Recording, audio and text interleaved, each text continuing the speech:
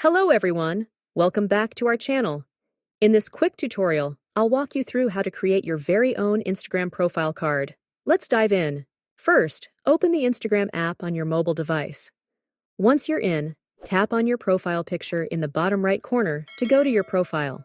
On your profile page, you'll see two buttons just below your bio: Edit Profile and Share Profile. Tap on the Share Profile button. A new screen will open, showing your profile's QR code.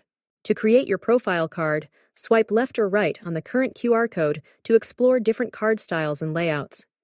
This is your Instagram profile card.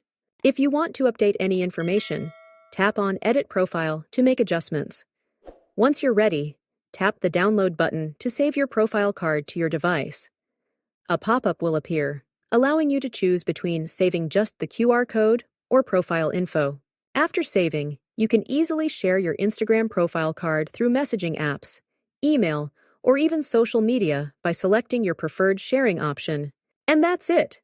You've successfully created and saved your Instagram profile card. If this tutorial was helpful, please give it a like, and don't forget to subscribe for more quick guides just like this one. Thanks for watching, and happy sharing on Instagram!